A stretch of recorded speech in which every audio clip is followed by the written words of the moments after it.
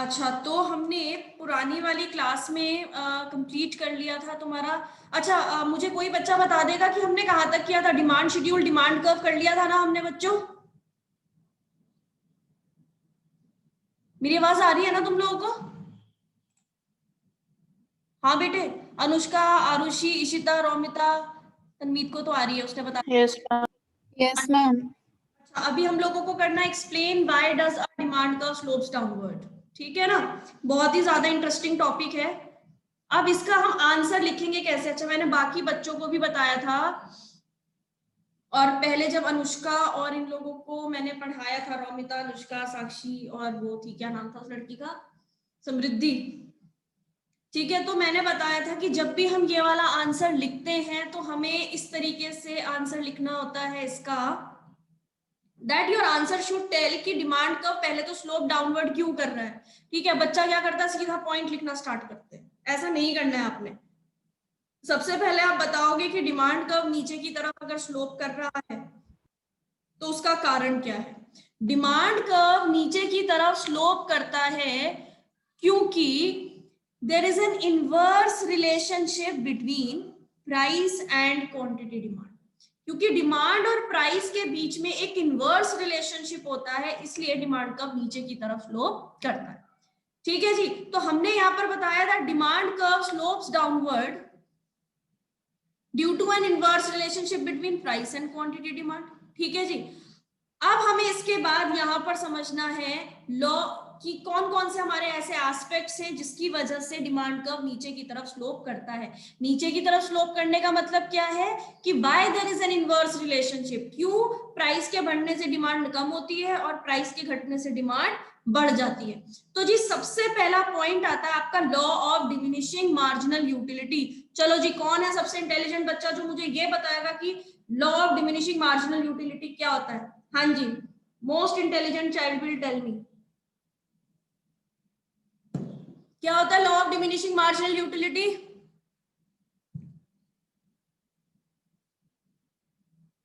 Ma'am, जब हमें एक चीज से बहुत ज्यादा सेटिस्फेक्शन होती है तो उसको बोलते हैं।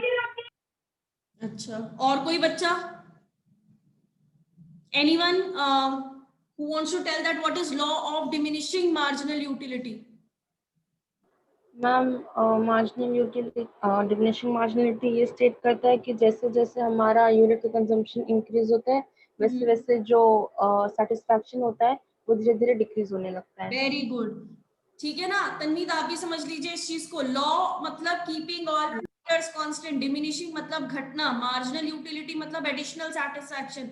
जैसे जैसे हम एडिशनल यूनिट्स को कंज्यूम करते हैं हमारा एडिशनल सेटिस्फैक्शन फॉल होने लगता है। There is a change in the satisfaction, it keeps on decreasing. हमने एक इक्वेशन कि एक कंज्यूमर को मैक्सिमम सेटिस्फैक्शन कब होगा, किसी भी कंज्यूमर को मैक्सिमम सेटिस्फैक्शन होगा तब जब MUX PX के बराबर होगा। ठीक है, ये हम लोगों ने पिछले चैप्टर में पढ़ लिया था। When MUX is equals to PX a consumer stated at maximum satisfaction. MUX is equals to PX का मतलब क्या है, दोनों वेरिएबल्स एक दूसरे के बराबर हैं।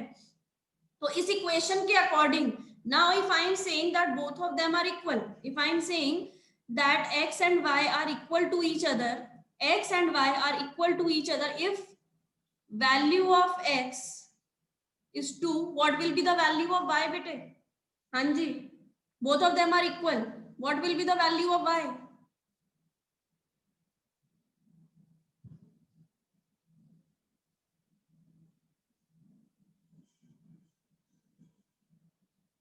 अगर x और y एक दूसरे के बराबर है, x की वैल्यू 2 है तो y की वैल्यू क्या होगी?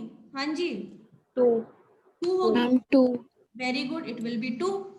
अगर x की वैल्यू इंक्रीज हो गई, इफ x वैल्यू इंक्रीजेस, दोनों अभी इक्वल है, x and y are equal, if x value increases what will happen to the value of y? Ma'am it will increase. Will also increase. अगर x की value decrease होगी तो what will happen to the value of y? Decrease. Ma'am decrease. It will also decrease, क्योंकि ये दोनों बराबर है। वही सेम सिचुएशन यहाँ पर है, MUX is equals to PX। अगर PX बढ़ेगा तो MUX बढ़ेगा, px घटेगा तो mux भी घट जाएगा। तो on the basis of this aspect we will be doing the entire part of this explanation. तो देखो बेटा, अकॉर्डिंग टू दिस इक्वेशन, इस इक्वेशन के अकॉर्डिंग क्या हो रहा है, according to this equation when price of x rises marginal utility of x rises, and when price of x falls then marginal utility of x falls. So according to this equation condition, अब क्या होता है कि consumer ज्यादा unit consume करने लगता है जब कमोडिटी का प्राइस कम है।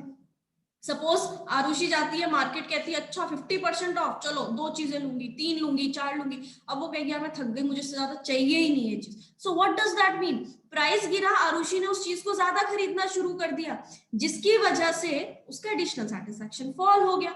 सो a consumer buys larger unit of a commodity when price is less, और जब प्राइस कम होता है तो तभी मार्जिनल यूटिलिटी उसकी फॉल हो जाती है। So because of this we say that because of law of diminishing marginal utility क्या होता है, there is an inverse relationship between price and quantity demand. Tell me, is the first point clear to everyone? Yes ma'am. Yes ma'am. अच्छा, अभी आते हैं next point पर। Next point हमारा क्या है, मैं जरा ये येलो वाला हटा दूं।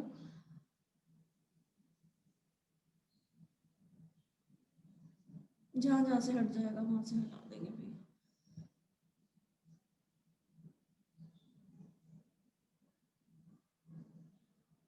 अच्छा, नेक्स्ट पॉइंट है हमारा इनकम इफेक्ट।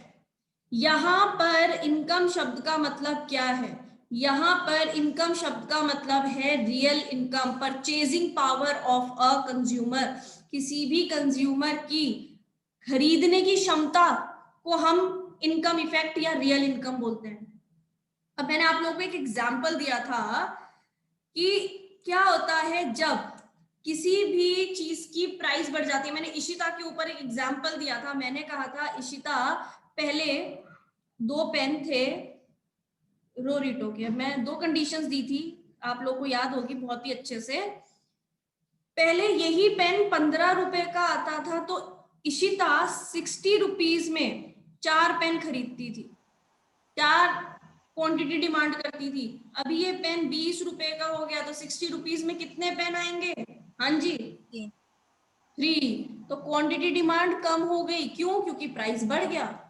प्राइस बढ़ने से इशिता की परचेजिंग पावर, खरीदने की क्षमता कम हो गई। ये 60 रुपए में जहां 4 पेन आते थे, अभी वही 60 रुपए में 3 पेन आते हैं। तो इशिता की परचेजिंग पावर कम होने से क्वांटिटी डिमांड कम हो गई। सो प्राइस बढ़ा, ठीक है ना। कमोडिटी का यहाँ पर करते हैं, रुको 1 मिनट, देखो मैम, बेटा, इनकम इफेक्ट और बजट में क्या डिफरेंस होता है फिर? कुछ भी नहीं होता बेटा, दोनों परचेजिंग पावर बताती है कंज्यूमर की। वेरी गुड, बहुत अच्छे लेवल पर आपने ये चीज को सोचा है, बिल्कुल परफेक्ट। दोनों चीजें सेम होती हैं। बजट ही तो हमारी परचेजिंग पावर, हमारी खरीदने की क्षमता को बताता है, तो दोनों चीजें सेम होती है। वो भी P इंटू क्यू है, ये भी P इंटू क्यू है। वेरी गुड, कौन बच्चा था ये? आरुषि। वेरी गुड, ठीक है ना, परफेक्ट। अब देखो यहाँ पर इस कमोडिटी का प्राइस बढ़ा, कमोडिटी के प्राइस के बढ़ने से उस इंसान की खरीदने की क्षमता, उसकी परचेजिंग पावर घट गई। जब परचेजिंग पावर घटी तो क्वांटिटी डिमांड भी फॉल हो गई। यहाँ पर प्राइस कम था तो उसकी खरीदने की क्षमता बढ़ गई, तो इसका मतलब उसकी डिमांड इंक्रीज हो गई। मुझे बताओ ये पॉइंट सब बच्चों को क्लियर है?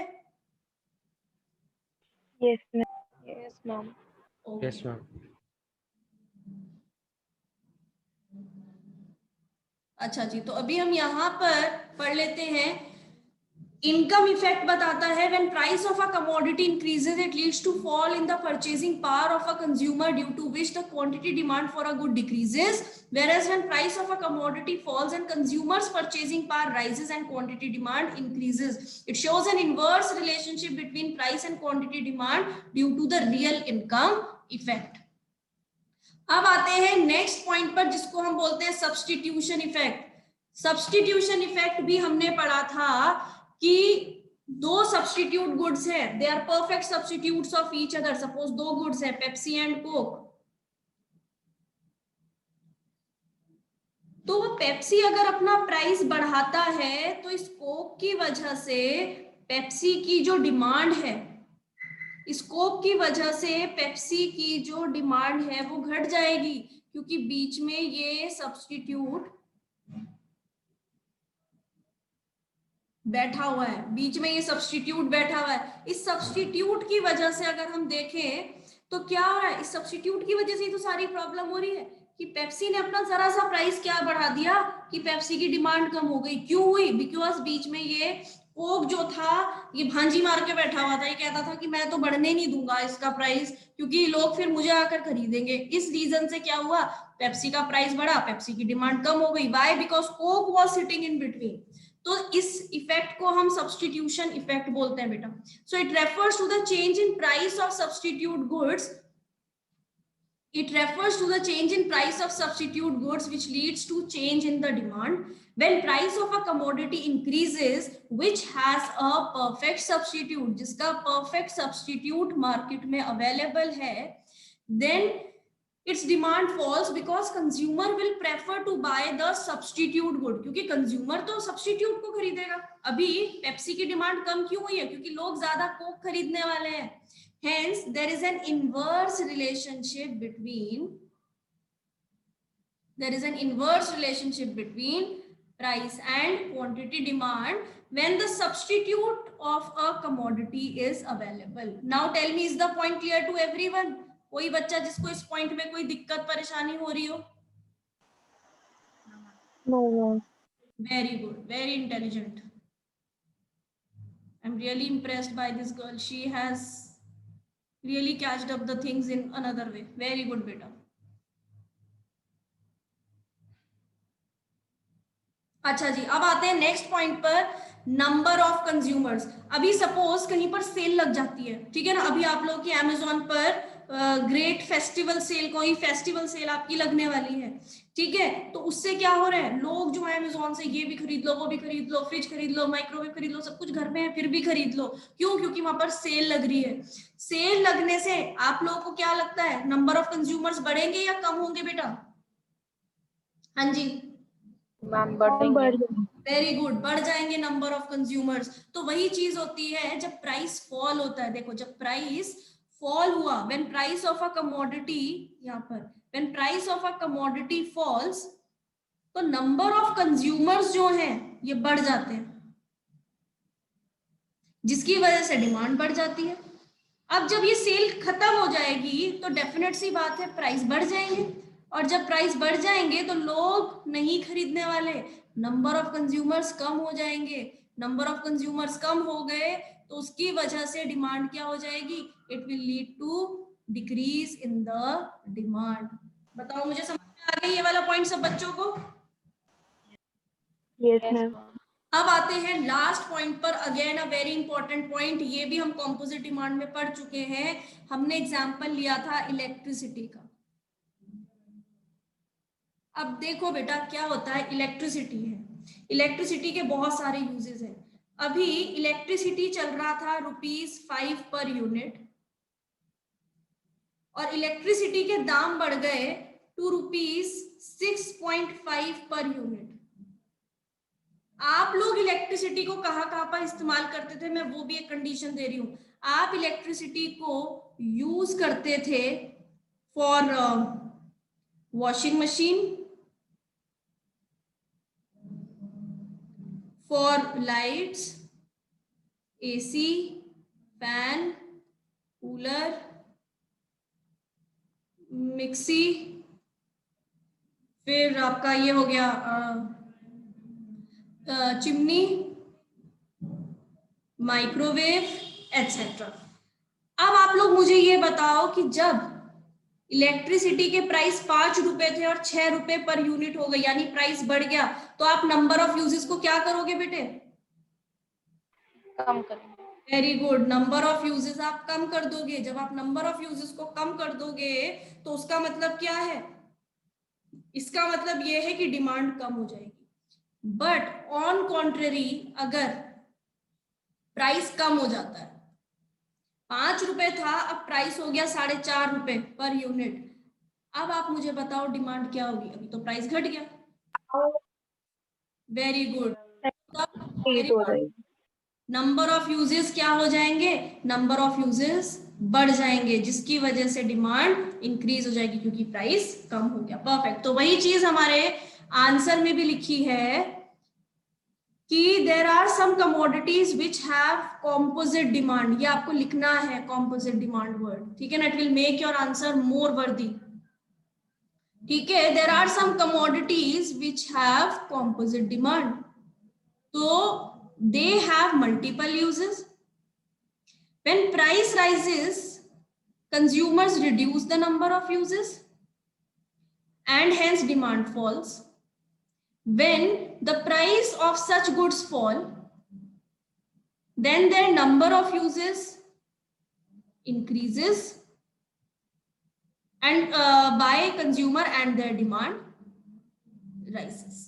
तो जी ये हो गई हमारी एक्सप्लेनेशन पांचों के पांचों पॉइंट की, that why does our demand curve slopes downward. Question आएगा या तो 3 नंबर का, 6 नंबर का तुम्हारा क्वेश्चन आता नहीं है, ये तुम्हारा या तो 3 नंबर का आएगा या फिर 4 नंबर का आएगा, ठीक है जी? तो ऐसा आप लोगों का क्वेश्चन हो सकता है, आपको इसका आंसर ढंग से आना चाहिए। मैं यहाँ से ही हटा रही हूँ बिकॉज 12th क्लास वाले बच्चे कंफ्यूज हो जाएंगे, उनका भी ये वाला पार्ट आता है 6 मार्क्स का क्वेश्चन।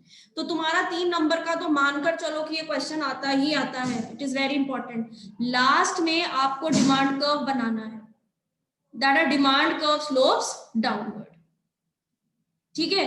तो ये आप लोगों को बनाना है, that our demand curve slopes downward. Why? When price rises, demand falls. When price falls, demand rises.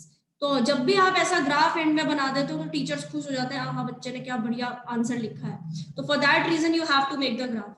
अब आते हैं अगले क्वेश्चन पे। ये भी एक बहुत इंपॉर्टेंट क्वेश्चन है बेटा। Explain the exceptions to law of demand. Question आएगा आपका 4 मार्क्स का कि क्या ऐसी चीजें हैं जिसकी वजह से डिमांड पर या तो कोई फर्क नहीं पड़ता या वहां पर देयर इज नो रिलेशनशिप और a direct relationship between price and demand. अच्छा जी, सबसे पहले तो मैं पूछती हूँ to any of the child who will tell me that what is law of demand बेटा?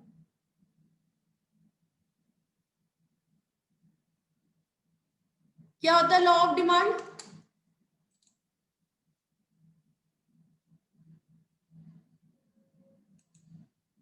लॉ ऑफ डिमांड क्या स्टेट करता है?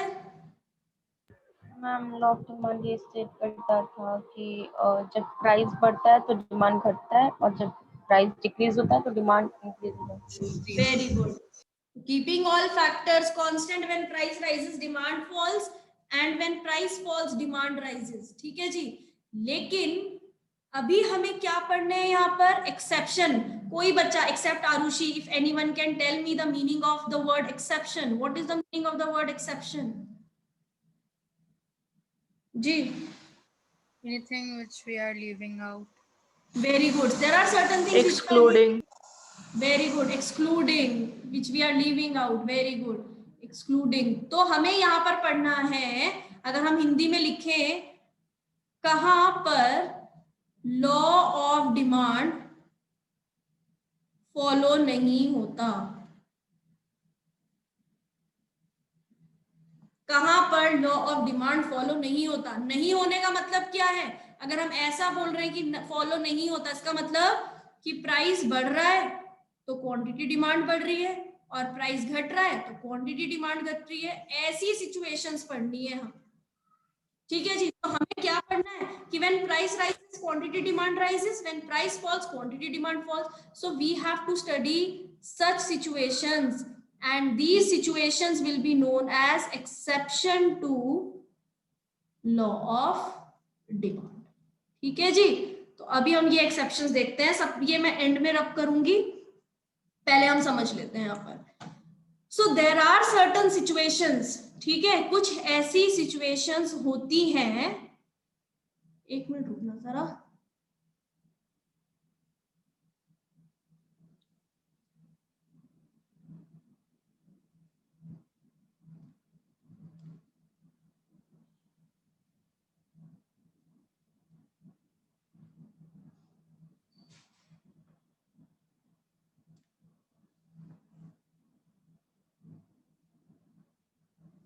अच्छा, तो कुछ ऐसी सिचुएशंस होती हैं जहां पर लॉ ऑफ डिमांड ऑपरेट नहीं करता. So there are certain situations where law of demand does not operate, जहां पर ये लॉ ऑफ डिमांड ऑपरेट नहीं करेगा. इसका मतलब क्या है कि जैसे जैसे प्राइस बढ़ेगा, higher the price, higher the quantity demand. ठीक है, lower the price, lower the quantity demand. तो ये सिचुएशंस पढ़नी है हमें. यानी ये क्या दिखा रहा है हमें, that there is a direct relationship between price and quantity demand. ठीक है, डायरेक्ट रिलेशनशिप हो रहा है तो मतलब ग्राफ किधर की तरफ स्लोप करेगा, ऊपर. जिसका मतलब क्या है, देखो बेटा, कि जब किसी भी कमोडिटी का प्राइस बढ़ेगा, higher the price, higher will be the demand. एक मिनट रुको. Higher the price, higher will be the demand. Lower the price, lower will be the demand. तो हमें ये सिचुएशंस पढ़नी है. Higher the price, higher will be the demand. Lower the price, lower will be the demand. तो ऐसे में कौन कौन सी कंडीशन आती है. अब हम बड़ी ही मजेदार कहानियों के साथ इस पार्ट को कंप्लीट करेंगे. अब एक इंसान होता था, उसका नाम था गिफन. ठीक है, इसका पहला पॉइंट बता रही हूं मैं. एक इंसान था, उसका नाम था गिफन. ठीक है ना. अभी साक्षी को हंसी आ गई होगी, सॉरी रोमिता थी क्लास में, था साक्षी, हाँ साक्षी थी. ठीक है ना. अभी एक था गिफन. इसके दिमाग में अलग अलग प्रकार के ख्याल चलते थे. ये कहता था कुछ तो मुझे अनोखा इस दुनिया में करना है जिससे मेरा नाम रोशन हो जाए. अब इसने कहा ठीक है, कुछ ऐसा करूंगा लेकिन लोग जूते मारेंगे मुझे. तो कौन लोग ऐसे जो मुझे जूते नहीं मारेंगे. तो ये कुछ गरीब लोगों के पास गए. ये गरीब लोग अपनी परेशानियों से ही परेशान थे. तो ये इनके पास जाता है. कौन जाता है, क्या नाम है इसका, गिफन. अब ये कहता है इनसे कि मुझे एक बात बताओ, तुम लोग महीने का कितना कमाते हो. इससे पूछता है. इसने कहा साहब ऐसा है, मैं तो 600 रुपए कमाता हूँ. अच्छा जी, तुम कितना कमाते हो. साहब मैं भी 600 रुपए कमाता हूँ. ओ बड़ी बुरी बात है. और तुम कितना कमाते हो. साहब मैं भी 600 कमाता हूँ. इसने अपने सर पे हाथ रख लिया, खुजाने लग गया अपना सर. इसने कहा 600 रुपए कमाते हो, उसमें तुम घर कैसे चलाते हो. कि साहब कोई प्रॉब्लम नहीं है, वैसे हमें चीजें क्या खरीदनी होती है, चावल, आटा, दालें, कैरोसिन ऑयल. ठीक है ना. और बाकी रोजमर्रा की जो छोटी बहुत चीजें होती हैं वो खरीद लेते हैं. उसने कहा अच्छा, तो चलो. उसने कहा चलो राइस के बारे में, चावल के बारे में बात करते हैं. 3 तरीके के चावल आते हैं, प्रीमियम क्वालिटी, मीडियम क्वालिटी और एक लो क्वालिटी. तो प्रीमियम क्वालिटी राइस खरीदते होंगे ना तुम. तो इसको आ गया गुस्सा. इसने इसको मारा एक थप्पड़. देखा तमीज नहीं है तुम्हें, गरीबी का हमारा मजाक उड़ाओगे हैं, हम प्रीमियम क्वालिटी राइस खाएंगे. तो वो ना थोड़ा डर गया, मतलब गिफन ना डर गया. गिफन के ना होश फाकते हो गए थप्पड़ खाते. गिफन ने कहा है मतलब. उसने कहा जी हम प्रीमियम क्वालिटी नहीं, हम लो क्वालिटी राइस खाएंगे, हम गरीब लोग हैं, हम तो अपना गुजारा चला रहे हैं. उसने कहा ओ सॉरी सॉरी. उसने कहा अच्छा लो क्वालिटी राइस खाते हो तुम. तो इसने कहा हाँ, अब ये नॉर्मल हो गया. उसने कहा चलो मैं तो रिसर्च करने आया हूँ ना, तुम काम डाउन हो जाओ. तो अब ये तीनों काम डाउन हो गए और इसकी बातें सुनने लग गए. तो उसने कहा चलो मैं तुम्हें एक सिचुएशन देता हूँ कि ये मीडियम क्वालिटी जो राइस है, ये लो क्वालिटी राइस जो है, ये सपोज आता है 80 रुपीज का. मीडियम क्वालिटी राइस आता है 100 रुपए का और प्रीमियम क्वालिटी राइस आता है 120 रुपए का या 140 रुपए का. ठीक है, ये इसने रेट बताया. इसने कहा मान लो, क्या कहा इसने, मान लो, अज्यूम कर लो कि ये जो लो क्वालिटी राइस है, मीडियम क्वालिटी राइस है और प्रीमियम क्वालिटी राइस है, इन तीनों के प्राइस कम हो जाते हैं. प्रीमियम क्वालिटी राइस के प्राइस हो जाते हैं 120, मीडियम क्वालिटी राइस के प्राइस हो जाते हैं 80 और लो क्वालिटी राइस के प्राइस हो जाते हैं 60 रुपए. अब मुझे बताओ कि तुम तीनों कौन सा राइस खाओगे. अब तुम्हें क्या लगता है ये तीनों क्या जवाब देंगे. हाँ बेटा, medium. Very good. They will shift their demand to the medium quality rice. इसने कहा भाई साहब अब आपकी बात समझ में आ रही, मैं अपना थप्पड़ वापस लेता हूँ. अब आपकी बात समझ में आ रही है. हाँ हम मीडियम क्वालिटी राइस खाएंगे. क्यों, क्योंकि अभी वो हमारे बजट में. तो अब आप लोग देखो एक चीज, बड़ी ही इंटरेस्टिंग चीज यहाँ पर आपको दिख रही है। देखो low quality price, sorry low quality good का प्राइस फॉल हुआ है, लेकिन इसके प्राइस के फॉल होते ही इसकी डिमांड भी फॉल हो गई। क्यों? क्योंकि कंज्यूमर हैज शिफ्टेड, इन तीनों ने अपनी डिमांड किधर शिफ्ट कर ली? Shifted their demand to next superior commodity. आ गई मेरी बात समझ में बेटा? Yes ma'am. ठीक है, तो इन्हें हम गिवन गुड क्यों बोलते हैं? अभी बेचारे गरीब लोग हैं, 600 रुपए साल महीने का कमाते हैं। अब 600 रुपए में ये आटा, चावल, दाल, मिट्टी का तेल और जो छोटी मोटी घर की चीजें होती है उन्हें खरीदने में इनके सारे ही पैसे खर्च हो जाते हैं। और जाहिर सी बात है कि ये बहुत अच्छी क्वालिटी की चीजें नहीं खरीदते होंगे। कैसी चीज खरीदते होंगे? Inferior quality goods. तो यहीं से हमारी डेफिनेशन बन जाती है that given goods refers to the most inferior goods. बहुत इंफीरियर गुड्स हैं जिसपे कंज्यूमर मैक्सिमम प्रोपोर्शन अपनी इनकम का लगा रहा है, on which consumer spends maximum proportion of their income, जिसपे कंज्यूमर्स मैक्सिमम प्रोपोर्शन अपनी इनकम का लगाते हैं। तो गिवन गुड्स में क्या होता है? When price of given goods fall, in given goods का जब प्राइस फॉल होता है, कंज्यूमर शिफ्ट कर लेता है अपनी डिमांड। किधर शिफ्ट करता है?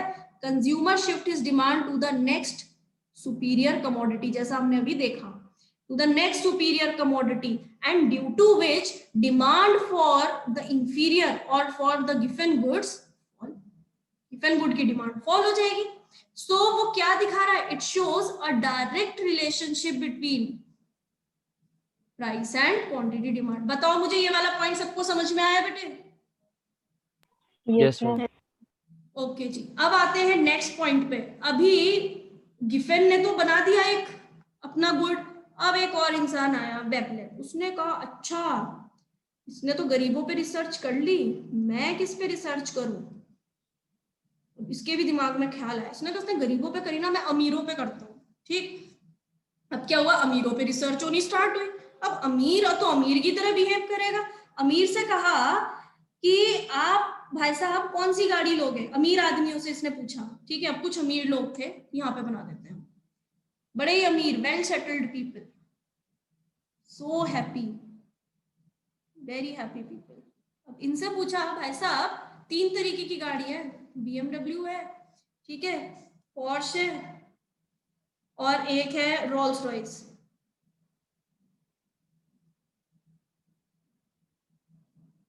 ठीक है ना, कौन सी गाड़ी खरीदना पसंद करोगे? BMW, पोर्श या रोल्स रॉयस? क्या बताएंगे बच्चा ये लोग? आप बताओ जल्दी, कौन सी गाड़ी खरीदेंगे ये? मैम सबसे महंगी वाली। सबसे महंगी वाली रोल्स रॉयस खरीदेंगे जी।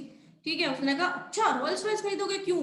तो इसने बड़े चटकते हुए कहा, इसने कहा भाई साहब ऐसा है, जिस दिन मेरे घर में रोल्स रॉयस आके खड़ी हो गई ना, आस पास वाले सोसाइटी में ना मेरी एक अलग ही इमेज बन जाएगी।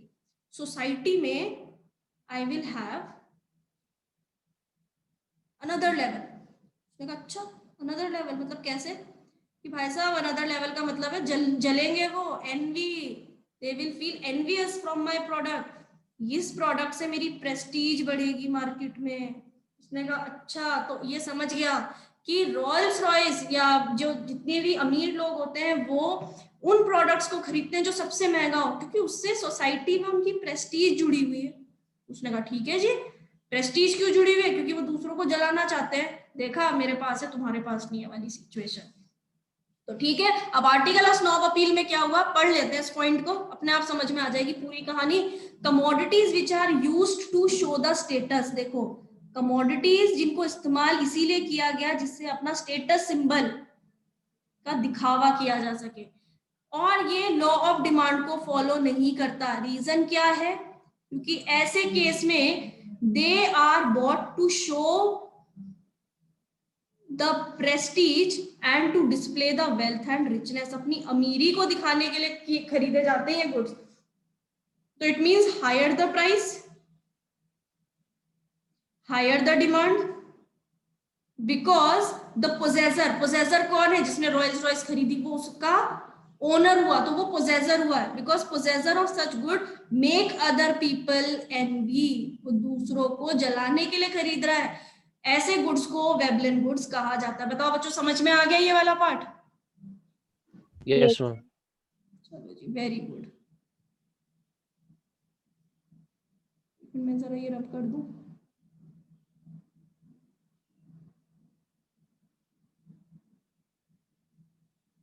अब आ जाते हैं नेक्स्ट पॉइंट पे, एक्सपेक्टेशन। मैम स्पेलिंग क्या है इसका?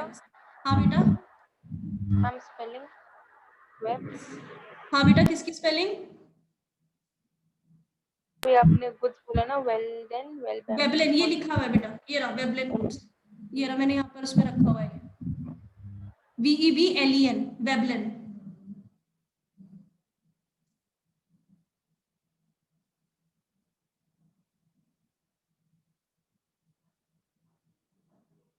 एक मिनट रुकना यार, ये हटा दूं, ये दोबारा आ गया।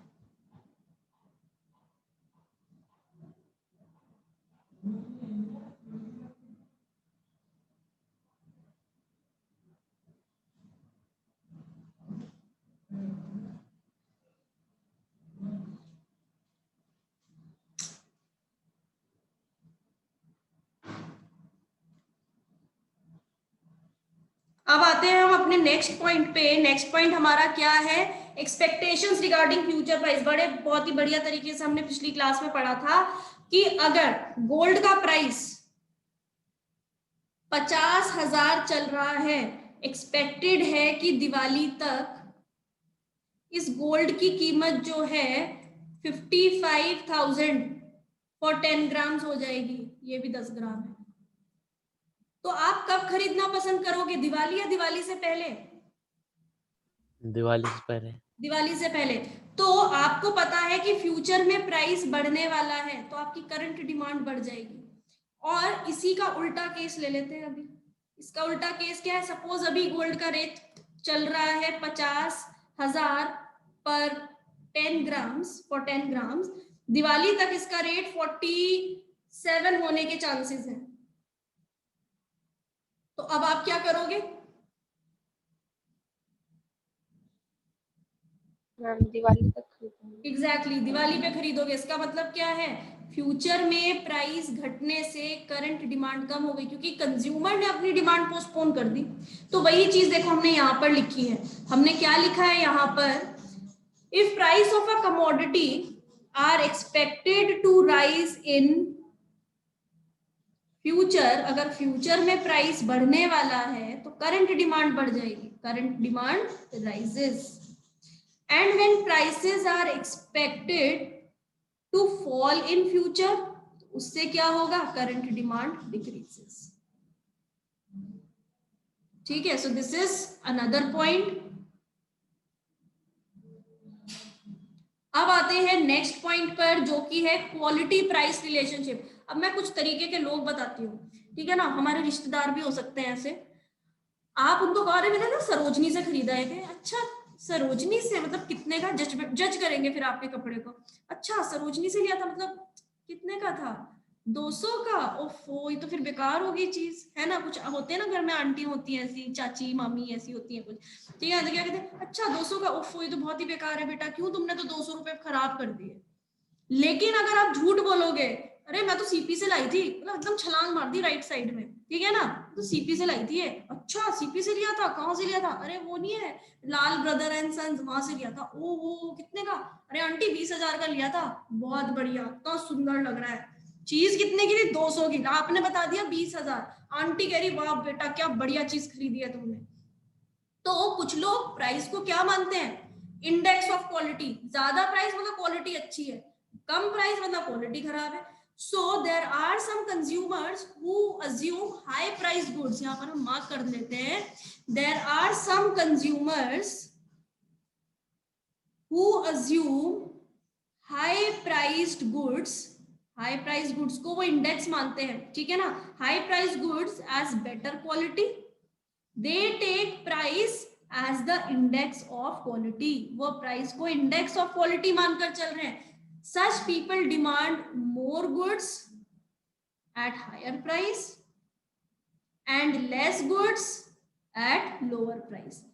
अभी ऊपर हमने वेबलन गुड्स पढ़े थे, देखो ये हमने वेबलन गुड्स पढ़े हैं आपके, इन्हें वेबलन गुड्स बोलते हैं, कौन से आर्टिकल ऑफ स्नॉब अपील को। बट क्वालिटी प्राइस रिलेशनशिप में ये लोग भी कुछ ऐसा ही बर्ताव दिखा रहे हैं, तो इस इफेक्ट को हम क्या बोलेंगे, we will call it as Veblen effect. तो वेबलन इफेक्ट में आपको क्वालिटी प्राइस रिलेशनशिप लिखना है और वेबलन गुड्स में आर्टिकल ऑफ स्नॉब अपील लिखना है। बोलो मुझे समझ में आया ये पार्ट? Yes ma'am. ओके जी, अब आते हैं नेक्स्ट पॉइंट पर, चेंज इन फैशन। अभी हम चेंज इन फैशन पे आ गए। अभी मेरे जमाने में 6600 वाला फोन चलता था जब मैं 12th क्लास में थी, तो मेरे टाइम पे 6600 वाला फोन आया था, वो जिसका कैमरा थोड़ा ब्लर सा नहीं हो जाता, वो वाला फोन 6600 आया था उस टाइम पर। नहीं, मेरे टाइम पर आया था वो जावा वाले फोन आए थे जब मैं 12th में थी, ठीक है। अभी वो जावा वाला फोन आया, अभी मैं इशिता को बोलती हूँ बेटा जावा वाला फोन ले लो, अभी 1000 रुपए का मिल रहा है, लेकिन मैम पागल थोड़ी हूँ, मैं 1000 रुपए अपने वेस्ट करूंगी, मैं कभी ना लूँ उस फोन को। तो आज की डेट में उस फोन के जो कस्टमर है वो बहुत कम है। कम क्यों है उस फोन के कस्टमर? भाई लोगों को पता है कि इस फोन की कोई डिमांड ही नहीं है, इस फोन का कोई फैशन ही नहीं है, मैं आउट ऑफ फैशन क्यों जाऊं। तो कुछ प्रोडक्ट्स ऐसे होते हैं बेटा जिनका फैशन खत्म हो गया, commodities which have gone out of fashion, consumers won't purchase such goods even at lower price. Consumer उन सामान को नहीं खरीदेंगे, तो ऐसे गुड्स की जो डिमांड है, quantity demanded at lower price, because major part of the society shows disinterest in buying the outdated goods। In goods की डिमांड कम हो जाती है चाहे उसका प्राइस कितना भी कम हो। क्यों? क्योंकि सोसाइटी को आउटडेटेड चीजें नहीं चाहिए, वो डिसइंटरेस्ट दिखाते हैं, हमें तो चाहिए ही, कितना भी सस्ता हो हमें तो चाहिए नहीं। क्यों? Because it is outdated, it is out of fashion. ठीक है, तो यहां पर भी लॉ ऑफ डिमांड फॉलो नहीं होता। नेक्स्ट पॉइंट आता है इमरजेंसी। आप लोगों ने बेहद बढ़िया तरीके से इमरजेंसी की सिचुएशन देख ली। क्या होता था, अप्रैल में गवर्नमेंट ने ना एक रूल बना दिया था, सुबह के 11 बजे तक जो खरीदना है ना खरीद लो। 11 बजे के बाद अगर कोई बाहर सड़क में दिख गया, दे लठ दे डंडे, ठीक है ना, ऐसे मारते थे पकड़ के, बिल्कुल पुलिस वाले लिटा लिटा के मारते थे सड़क पे। तो 11 बजे तक, क्योंकि इतने एग्जाम्पल देख लिए थे, इतने मीम आ रहे थे, लोगों की तो हवाइयां उड़ जाती थी। 11 बजे अगर कोई सड़क पे बाहर, उसके पसीने छूट जाते थे। तो उसका मतलब क्या है, 11 बजे से पहले सुबह गुड्स को स्टॉक अप कर लो, चाहे कितने में भी मिल रहा है, हमें उससे मतलब ही नहीं है, कोई बार्गेनिंग नहीं हो रही थी, ठीक है ना। पीपल यूज टू होल्ड और स्टॉक अप द गुड्स, चाहे ज्यादा प्राइस में कितना भी मिल रहा हो, ठीक है, ले लेते थे। क्यों? Because of the unusual situations. तो यहां पर भी लॉ ऑफ डिमांड फॉलो नहीं हो रहा है, क्योंकि कंज्यूमर को तो सामान चाहिए, उसको पिटना नहीं है सड़क में जाके, डंडे लठ नहीं खाने उसको। इसलिए वो क्या करता था, भाई दे दो, जितने का भी दे रहे हो दे दो, 200 हाँ लो, 200 रुपए में भाग रहा हूँ घर। तो people use to stock up the goods even at higher prices because of the unusual situation. Emergencies में भी लॉ ऑफ डिमांड फॉलो नहीं होता। मुझे बताओ ये पॉइंट समझ में आया बच्चों? Yes ma'am. ओके जी, अब आ जाते हैं लास्ट पार्ट पर। ये भी बहुत ही ज्यादा इजी पार्ट है, इसको मैं दोबारा से ड्रॉ करके बनाऊंगी। चलो रहने दो, चलो ठीक है, ऐसे ही समझा देंगे ये।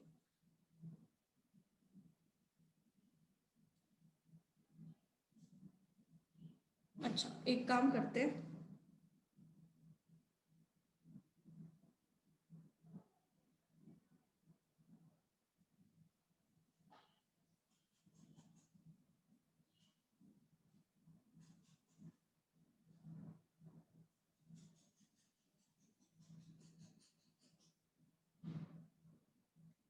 अच्छा अभी हमें पढ़ना है distinguish between movement along the demand curve and shift in demand curve. अब देखो क्या होता है, पूरे ग्राफ आ गया एक साथ, चलो कोई बात नहीं, ऐसी समझ में आ जाएगा वैसे तो तुम लोग। डिमांड कर्व डाउनवर्ड स्लोप करता है, ये हम सबको पता है। क्यों करता है?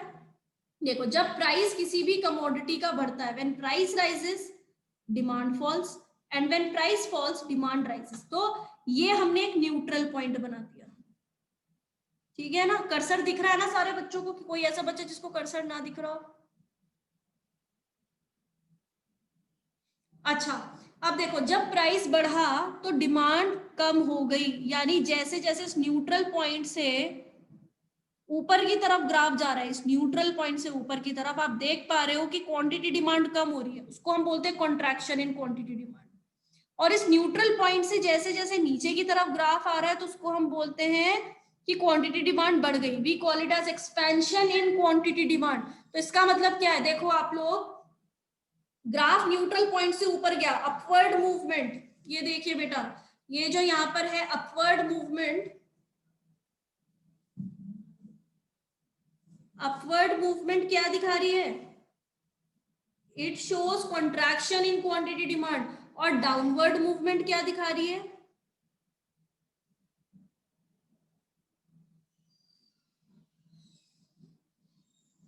Downward movement shows expansion in quantity demand.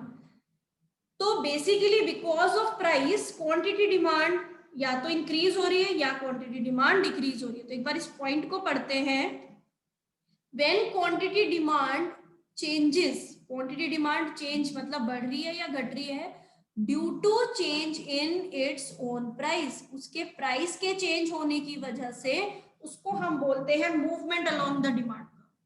ठीक, यानी हम यहाँ पर बाकी सारे फैक्टर्स को क्या मान रहे हैं, अदर फैक्टर्स रिमेन कांस्टेंट, बाकी सारे फैक्टर्स यहाँ पर कांस्टेंट रहेंगे।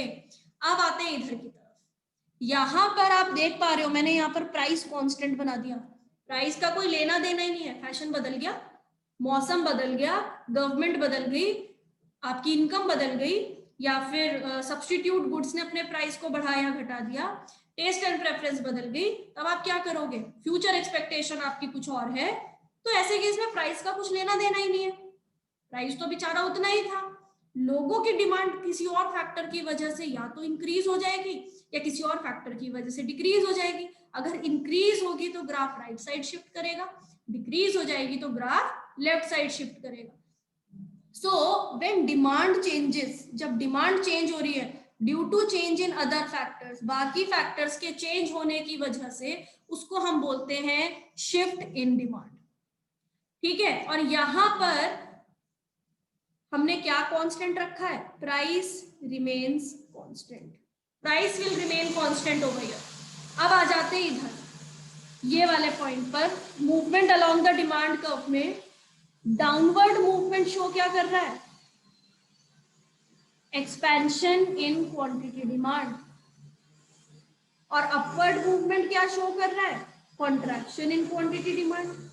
क्यों, क्योंकि जब प्राइस फॉल करेगा, डाउनवर्ड मूवमेंट में जब प्राइस फॉल करता है तो क्वांटिटी डिमांड बढ़ जाती है, तो उसको हम एक्सपेंशन बोलते हैं, और जब प्राइस फॉल होती है, जब प्राइस राइज होता है तो क्वांटिटी डिमांड फॉल हो जाती है।